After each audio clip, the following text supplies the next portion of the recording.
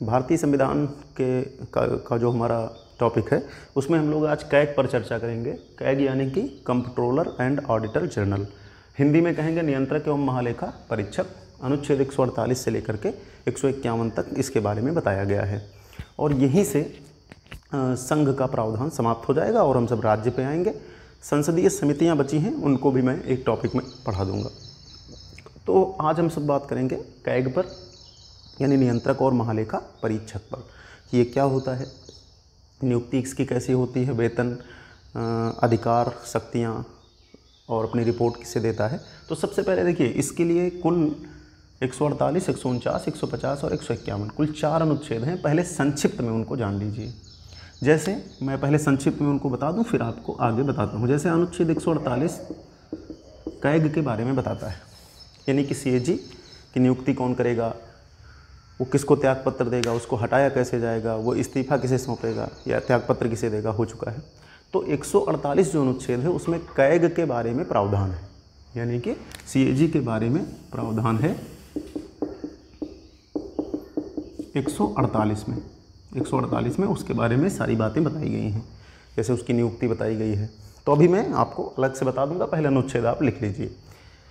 जो अनुच्छेद 149 है वो सीएजी यानी कैग के अधिकार और शक्तियों को बताता है। ध्यान रखना, अनुच्छेद 149 में क्या बताया गया है, अधिकार एवं शक्तियाँ, यानी कैग को कौन कौन से अधिकार होंगे और वो कौन कौन सी शक्तियाँ धारित करेगा या कौन कौन से कार्य करेगा। तो अधिकार, शक्तियाँ, कार्य भी आप इसमें कर सकते हैं, यानी कैग कौन से अधिकार रखेगा, कौन से कार्य करेगा, कौन सी शक्तियाँ रखेगा, ये 149 में बताया गया है। तो 149 में आप क्या बताएंगे, कैग के अधिकार, कार्य और शक्तियाँ हैं। ठीक है, संक्षिप्त में पहले देख लीजिए, फिर हम विस्तार करते हैं। और जो अनुच्छेद 150 है उसमें संघ एवं राज्य की लेखा के बारे में बताया गया है। लेखा मतलब अकाउंट, ठीक है। तो 150 में संघ और राज्य की लेखा के बारे में बताया गया है कि संघ और राज्य की लेखा अलग अलग होंगी और उनकी जांच कैग करेगा। और 151 में कैग द्वारा दी गई रिपोर्ट है, तो हिंदी में प्रतिवेदन मिलेगा, यानी कैग का प्रतिवेदन है या कैग की रिपोर्ट है, यानी इसमें बताया गया है कि वो अपनी रिपोर्ट किसको देगा, यानी अपनी रिपोर्ट किसको देगा। देखिए, कैग का बेसिक काम क्या होता है, जो भारत की संचित निधि से पैसा निकल रहा है, जो राज्य की संचित निधि से पैसा निकल रहा है, जो आकस्मिक निधि से पैसा निकल रहा है या जो लोक लेखा से पैसा निकल रहा है, ये उसके खर्च के औचित्य की जांच करता है कि क्या खर्च सही हुआ है कि नहीं हुआ है। ध्यान रखना, एक क्वेश्चन यहाँ पे बहुत फंसाता है कि मतलब सार्वजनिक धन पर किसका नियंत्रण होता है। तो सार्वजनिक धन पर संसद का नियंत्रण होता है। जैसे आपसे एग्जाम में क्वेश्चन आएगा कि सार्वजनिक धन पर किसका नियंत्रण होता है, तो आप क्या बताएंगे, संसद का नियंत्रण होता है। यानी कि सार्वजनिक धन बिना संसद की अनुमति के आपको नहीं मिलेगा। तो ये देखिए यहाँ पर ध्यान रखना, ये लोक वित्त पे नियंत्रण नहीं रखता है, ये लोक वित्त के खर्च के औचित्य की जांच करता है। मतलब आपको अगर पैसा लेना होगा तो आप संसद से विनियोग विधेयक या राज्यों में आप विधान मंडल में विनियोग विधेयक रखेंगे। तो जो सार्वजनिक धन है उस पर नियंत्रण संसद का या विधान मंडल का होगा। इसका काम है जो संचित निधि से खर्च होगा उसकी जांच करेगा कि खर्च सही हुआ है या नहीं हुआ है, जिसको आप सरल भाषा में ऑडिट कहते हो।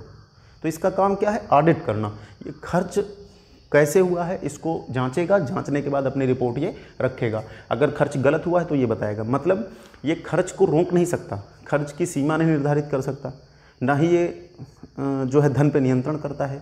ये खर्च के औचित्य की जांच करता है कि सही खर्च हुआ है कि गलत खर्च हुआ है। तो देखिए, सबसे पहले आपको क्या ध्यान रखना है, कैग से जुड़े हुए ये 4 अनुच्छेद, ये 4 अनुच्छेद कैग से संबंधित हैं। मुख्य परीक्षा में भी खास करके जिनका विषय लोक प्रशासन हो या राजनीति विज्ञान हो, तो ऐसे क्वेश्चन कई बार आ जाते हैं, कैग के कार्य, अधिकार, शक्तियाँ बताइए। तो 148 से लेकर 151 तक, 148 में कैग के बारे में प्रावधान है, 149 में उसके शक्तियों और कार्य के बारे में बताया गया है, 150 में संघ और राज्य की लेखाओं के बारे में बताया गया है और 151 में ये बताया गया है कि कैग अपनी रिपोर्ट किसको देगा। तो पहले चरण में इनको जान लीजिए, फिर हम लोग विस्तार से जान लेते हैं। इसके बाद हम सब कैग के बारे में जानते हैं। देखिए, कैग या कंप्ट्रोलर एंड ऑडिटर जनरल का पद भारतीय संविधान में आप जान गए हैं कि संघ का प्रावधान है वहाँ पर है। अगर आज़ादी के पहले की बात करें तो लॉर्ड कैनिंग ने सबसे पहले कलकत्ता, मद्रास और बम्बई प्रेसिडेंसियों के धन पर या उस धन के खर्च की जांच के लिए कैग की नियुक्ति की थी। यानी सबसे पहले जो है लॉर्ड कैनिंग द्वारा 1857 के समय ही कलकत्ता, मद्रास और बम्बई तीनों प्रेसिडेंसियों के लिए कैग की नियुक्ति की गई थी। और जब भारत आज़ाद हुआ तो उसके बाद कैग का प्रावधान संवैधानिक किया गया। यानी कैग का पद कैसा पद है? संवैधानिक पद है। ध्यान रखना, अगर संविधान के किसी अनुच्छेद में है तो संवैधानिक पद है। तो आज़ादी के बाद भारत ने कैग का प्रावधान किया या संविधान में कैग का प्रावधान किया। और अब इसके बारे में हम लोग जानते हैं कि कैग कैसे कार्य करता है। सबसे पहले हम जानेंगे कि कैग का पद कैसा होता है, नियुक्ति उसकी कैसी होती है। तो देखिए, अनुच्छेद 148 आप जानते हैं, इसमें कैग के बारे में सारी बातें बताई गई हैं।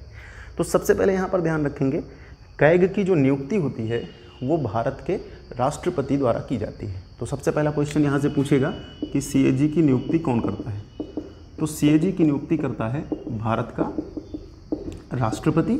आपको ये ध्यान रखना है, राष्ट्रपति द्वारा इसकी नियुक्ति की जाती है। और ये तीसरी अनुसूची, आप जानते हैं ना, तीसरी अनुसूची में क्या है? शपथ है। और ये तीसरी अनुसूची में दिए गए प्रारूप पर राष्ट्रपति के सम्मुख शपथ लेता है। तो जैसे आपसे एक क्वेश्चन बनेगा कि कैग की नियुक्ति कौन करता है, तो आप क्या बताएंगे? राष्ट्रपति करता है। कैग को शपथ कौन दिलाता है? राष्ट्रपति या उसके द्वारा नियुक्त कोई व्यक्ति। और इसकी शपथ का प्रारूप कहाँ पर है? तीसरी अनुसूची में दिया गया है। यानी कैग की शपथ का प्रारूप, सीएजी की शपथ का प्रारूप तीसरी अनुसूची में दिया गया है। तीसरी अनुसूची में इसकी शपथ का प्रारूप है। तो राष्ट्रपति ही नियुक्त करेगा और राष्ट्रपति ही इसको शपथ दिलाएगा, अथवा आप कह सकते हैं कि राष्ट्रपति या उसके द्वारा नियुक्त कोई व्यक्ति।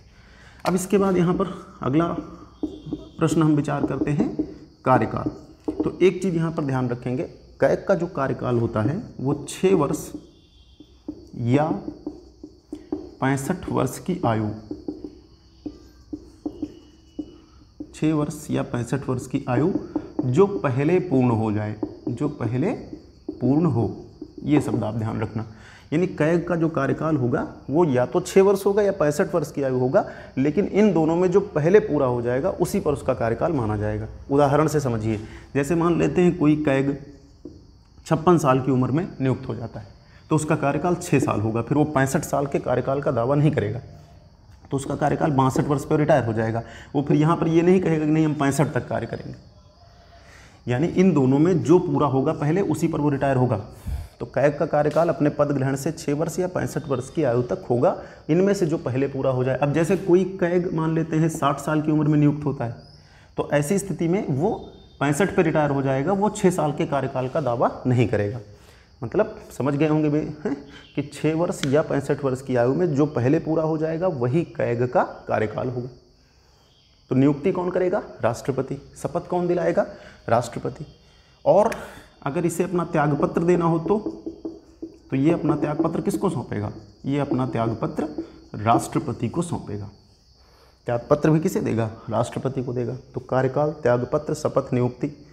लेकिन यहाँ पर ध्यान रखना है आपको कि कैग का पद राष्ट्रपति के प्रसाद पर्यंत नहीं है, राष्ट्रपति की कृपा पर आधारित नहीं है। चूँकि कैग क्या करता है, ये संघ और राज्य के लेखाओं का परीक्षण करता है, जिसको आप ऑडिट कहते हो। तो संघ और राज्य की लेखाओं का परीक्षण करता है, और संघ और राज्य की लेखाओं का सही परीक्षण हो कि खर्च जो हुआ है वो सही हुआ है या नहीं हुआ है, इसके लिए इसकी स्वतंत्रता और निष्पक्षता आवश्यक है। तो इसीलिए इसके पद को राष्ट्रपति के प्रसाद पर्यंत नहीं रखा गया है। तो जब आपसे एग्जाम में क्वेश्चन पूछेगा कि कैग को हटाया कैसे जा सकता है, तो आगे मैं बता दूंगा, लेकिन यहाँ पर आप सुन लीजिए। कैग को हटाने का प्रावधान सुप्रीम कोर्ट के न्यायाधीश को हटाए जाने के प्रावधान के समान है। यही एग्ज़ाम में लिखना है आपको। यानी यहाँ पर रहेगा कि कैग को उसी रीति से हटाया जा सकता है जिस रीति से सुप्रीम कोर्ट के यानी सर्वोच्च न्यायालय के न्यायाधीश को हटाया जा सकता है। वो प्रक्रिया हम लोग सर्वोच्च न्यायालय में पढ़ेंगे, लेकिन सरल भाषा में आप समझ लीजिए कि कैग को कैसे हटाया जाएगा। जिस रीति से, जिस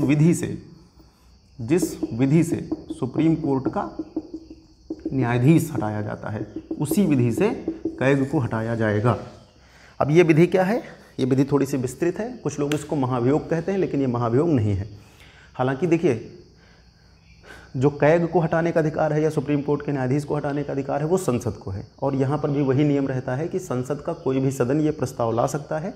इसमें सिद्ध कदाचार यानी कोई दोष सिद्ध हो जाए या फिर असमर्थता आदि की स्थितियाँ हों, तो ऐसे आधार पर ही अभियोग लाया जाएगा। और राष्ट्रपति जिस विधि से हटाया जाता है उससे थोड़ी सी ये इतर विधि है, उससे ये इतर विधि है। तो जब मैं आपको सुप्रीम कोर्ट पढ़ाऊंगा, ये सुप्रीम कोर्ट के बारे में जब हम लोग चर्चा करेंगे तो हम चर्चा करेंगे कि कैसे हटाया जा सकता है। लेकिन यहाँ पर ध्यान रखना, कैग को किस तरह से हटाया जाएगा, जिस विधि से सुप्रीम कोर्ट के न्यायाधीश को हटाया जा सकता है। और हटाने का अधिकार किसको है, संसद को है। इसमें भी वही देखिए कुछ प्रक्रियाएँ सेम हैं, यानी कि संसद का कोई भी सदन प्रस्ताव लाएगा, दोनों सदनों द्वारा 2/3 बहुमत से पारित किया जाना अनिवार्य होगा। अगर दोनों सदन नहीं पारित करते हैं तो नहीं पारित होगा। लेकिन इसमें कुछ और चीज़ें भी होती हैं, जैसे इसमें संबंधित सदन का अध्यक्ष या सभापति पहले जांच करता है। अगर वो जांच करके उस कार्यवाही को आगे बढ़ाता है तो ठीक है, नहीं वो कार्यवाही वहीं समाप्त हो जाती है। तो ये राष्ट्रपति के महाभियोग प्रक्रिया से थोड़ी सी अलग है। तो जैसे आपसे एग्जाम में पूछेगा कि कैग को कैसे हटाया जा सकता है, तो कैग को उसी विधि से हटाया जा सकता है जिस विधि से सुप्रीम कोर्ट के न्यायाधीश को हटाया जाता है। आपको ये ध्यान रखना है। फिर एक चीज़ आती है कैग का वेतन। तो कैग का वेतन जो होगा वहाँ पर लिखा गया है, कैग का वेतन सुप्रीम कोर्ट के अन्य न्यायाधीश के समान होगा। कैग का वेतन, सीएजी का वेतन सुप्रीम कोर्ट के अन्य न्यायाधीश के समान होगा। यानी कि सुप्रीम कोर्ट के जो चीफ जस्टिस को छोड़ करके अन्य न्यायाधीश होते हैं उनको जो वेतन मिलेगा वही वेतन कैग को भी मिलेगा। और इसका वेतन पूछे कहाँ से मिलेगा, तो आप बताएंगे इसका वेतन भारत की संचित निधि से मिलेगा, भारत की संचित निधि से मिलेगा। और इसके कार्यकाल में इसके वेतन भत्तों में कोई कटौती नहीं की जा सकती।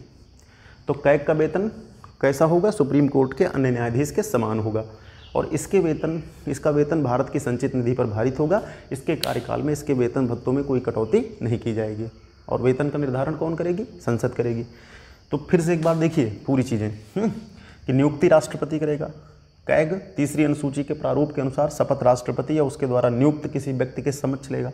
इसका कार्यकाल 6 वर्ष या 65 वर्ष की आयु जो पहले पूर्ण हो जाए वो होगा। ये अपना त्यागपत्र किसे सौंपेगा, राष्ट्रपति को। और एक चीज़ ध्यान रखना, कैग के पद को प्रसाद पर्यंत नहीं बनाया गया है। इसके पद को संवैधानिक सुरक्षा दी गई है कि कैग को संसद द्वारा दोनों सदनों के बहुमत से उसी रीति से हटाया जाएगा जिस रीति से सुप्रीम कोर्ट का न्यायाधीश हटाया जाता है। ये इसलिए किया गया है ताकि ये अपना कार्य निष्पक्ष ढंग से कर सके। और इसका वेतन सुप्रीम कोर्ट के न्यायाधीश के अन्य न्यायाधीश के वेतन के समान होगा। और इसके कार्यकाल में वेतन भत्तों में कोई कटौती नहीं होगी। एक पॉइंट और यहाँ पर ध्यान रखना, कैग पर एक प्रतिबंध भी है। कैग पद पर नियुक्त होने के बाद और जब कैग पद का कार्यकाल कोई व्यक्ति पूरा करेगा, रिटायर हो जाएगा, तो कैग पद पर कार्य करने के बाद जब व्यक्ति रिटायर होगा तो भारत सरकार के अधीन या राज्य सरकार के अधीन वो अन्य कोई सेवा ग्रहण नहीं करेगा। ये भी प्रावधान है। यानी कैग जब रिटायर होगा तो वो भारत सरकार या राज्य सरकार के अधीन अन्य किसी सेवा में कोई पद ग्रहण नहीं करेगा।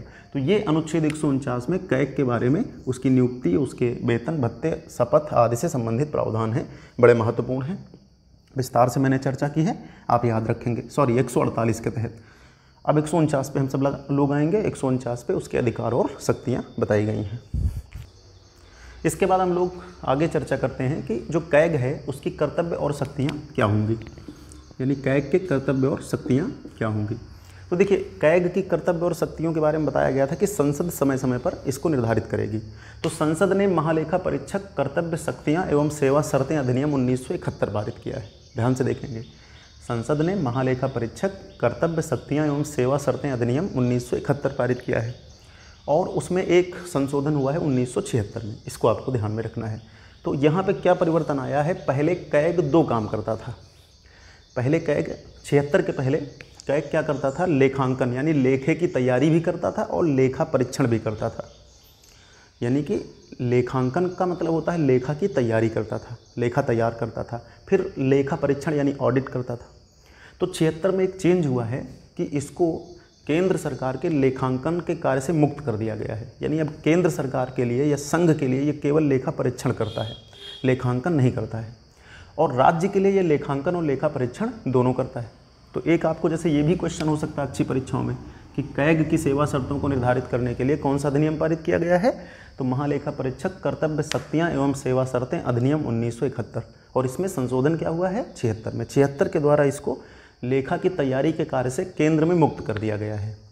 लेखांकन नहीं करता है, लेखा परीक्षण केंद्र में करता है। अब कैग के कर्तव्य और शक्तियाँ क्या हैं, इनको आप ध्यान से देखिए। कैग क्या क्या करता है। तो कैग सबसे पहले ध्यान से देखिए, संघ सरकार और राज्य सरकार की संचित निधि से निकलने वाले धन की जाँच करता है। यानी संघ और राज्य दोनों के संचित निधि से निकलने वाले धन की जांच कौन करेगा? कैग करेगा। इसके अलावा ये उन संघ शासित प्रदेशों जहाँ विधानसभाएं हैं, उन संघ शासित प्रदेशों जहाँ विधानसभाएं हैं वहाँ की लेखा परीक्षा भी करता है। इसके अलावा ये केंद्र सरकार की लोक लेखा और साथ ही साथ आकस्मिक निधि से खर्च का भी परीक्षण करता है। इसके अलावा ये सरकार द्वारा संचालित सरकारी कंपनियों का भी परीक्षण करता है। इसके अलावा जिन भी निगमों में, कंपनियों में सरकारी संपत्ति या सरकारी पैसा लगा हुआ है उनका परीक्षण करता है। इसके अतिरिक्त यदि राष्ट्रपति और राज्यपाल इसको किसी अन्य प्रकार की लेखा सौंपते हैं या अन्य प्रकार के लेखा परीक्षण का कार्य सौंपते हैं तो वो उसको भी करेगा। जैसे स्थानीय निकाय मतलब जैसे पंचायतें, नगर निगम की लेखा परीक्षण। तो देखिए मुख्य रूप से क्या करता है? केंद्र सरकार की लेखा का परीक्षण करता है, राज्य की लेखा का परीक्षण करता है, केंद्र राज्य में जो संचित निधि से खर्च होता है, लोक लेखा से खर्च होता है, आकस्मिकता निधि से खर्च होता है, सरकारी कंपनियों का लेखा परीक्षण करता है, ऐसी कंपनियां जिसमें सरकार का धन लगा हुआ है उनका परीक्षण करता है। अगर राष्ट्रपति राज्यपाल कोई विशेष निवेदन करते हैं तो वो अन्य लेखा परीक्षण भी करेगा, जैसे स्थानीय निकायों का लेखा परीक्षण। और उसके बाद फिर किस लेखा को केंद्र में रखा जाए और किस लेखा को राज्य की लेखा में रखा जाए इसका भी निर्धारण करता है। ध्यान रखना, किस लेखा को केंद्र में रखा जाए और किस लेखा को राज्य में रखा जाए इसका निर्धारण भी करता है। तो अधिकार कर्तव्य शक्तियों में ये सारी चीज़ें आपको ध्यान रखना है, आराम से इनको नोट कर लेना। इसके बाद ये क्या करता है? जो केंद्र की लेखा होती है, तो केंद्र की लेखा रिपोर्ट, जैसे आपसे पूछेगा केंद्र का प्रतिवेदन, तो केंद्र की लेखा रिपोर्ट ये किसको सौंपता है? राष्ट्रपति को सौंपता है। और राज्य की लेखा रिपोर्ट ये किसको सौंपता है? राज्यपाल को सौंपता है। ध्यान रखना है आपको, ये अपनी रिपोर्ट किसको देता है? केंद्र से संबंधित सभी लेखाओं की जांच करके उसकी रिपोर्ट किसको देता है? राष्ट्रपति को देता है। और राज्य की लेखाओं की जांच करके उसकी संबंधित रिपोर्ट किसको देता है? राज्यपाल को देता है। तो ये क्वेश्चन बनता है, 151 में रिपोर्ट का प्रावधान है। तो केंद्र सरकार की सभी लेखाओं का परीक्षण करके, ऑडिट करके ये राष्ट्रपति को उसकी रिपोर्ट सौंप देता है। और राज्य की सभी लेखाओं का जांच करके, ऑडिट करके ये राज्यपाल को उसकी रिपोर्ट सौंप देता है। ठीक है, तो अधिकार कार्य शक्तियाँ तो आपको पता ही होना चाहिए। रिपोर्ट बहुत पूछता है, जैसे पूछेगा कि लोक लेखा रिपोर्ट अपनी रिपोर्ट किसको मतलब महानियंत्रक जो परीक्षक है या महालेखा जो परीक्षक है वो अपनी रिपोर्ट किसको देता है? तो संघ संबंधी लेखाओं की जांच करके उसकी रिपोर्ट ये राष्ट्रपति को सौंप देता है। अब आगे समझिए, राष्ट्रपति इस रिपोर्ट को कहाँ रखवाता है? संसद के सम्मुख रखवाता है। यानी कैग संघ से संबंधित, केंद्र से संबंधित सभी लेखाओं की जांच करके उसकी रिपोर्ट किसको देगा? राष्ट्रपति को। और राष्ट्रपति उस रिपोर्ट को संसद के पटल पर रखवाएगा। ये क्यों होता है? जैसे कोई सत्ता पक्ष अगर गलत खर्च करेगा तो कैग उसको बताएगा, राष्ट्रपति उसको संसद में रखवाएगा। एक समिति होती है लोक लेखा समिति। लोक लेखा समिति भी कैग के साथ मिलकर के काम करती है। और लोक लेखा समिति का जो नेता होता है वो विपक्ष का व्यक्ति होता है। लोक लेखा समिति का जो नेता होता है कौन होता है? विपक्ष का व्यक्ति होता है। तो ये सारा प्रावधान इसलिए है ताकि अगर कोई सरकार सार्वजनिक धन का दुरुपयोग करती है तो उसको जनता के सामने लाया जाए। तो संघ की लेखा की रिपोर्ट राष्ट्रपति को देगा, राष्ट्रपति कहाँ रखवाएगा? संसद में। संसद के द्वारा फिर वो जनता को भी पता चलेगा। और राज्य की लेखाओं की रिपोर्ट किसको देगा? राज्यपाल को। और राज्यपाल इसको कहाँ रखवाएगा? विधानमंडल में रखवाएगा। ध्यान रखना, राज्यपाल इसको कहाँ रखवाएगा? विधानमंडल में रखवाएगा। तो देखिए, फिर से क्रम से देखते चलिए, यानी कि आपको कैग के टॉपिक में ये सारी चीज़ें याद रखनी है कि कैसे कैग की नियुक्ति होती है, उसके अधिकार शक्तियाँ क्या हैं, अपनी रिपोर्ट किसको देता है, रिपोर्ट फिर कहाँ रखवाई जाती है। तो ये कैग का टॉपिक आपका कंप्लीट हो गया। मैं आपको 3-4 प्रश्न देता हूँ, आप तैयार रखना। इन प्रश्नों को लिखना, उत्तर देना कमेंट बॉक्स में। पहला प्रश्न मैं आपको दे रहा हूँ कि भारत के पहले कैग कौन थे? ये पहला प्रश्न है आपके लिए। अब तक कितने कैग की नियुक्ति की गई है? वर्तमान कैग कौन है और उनका कार्यकाल में क्रम कौन सा है?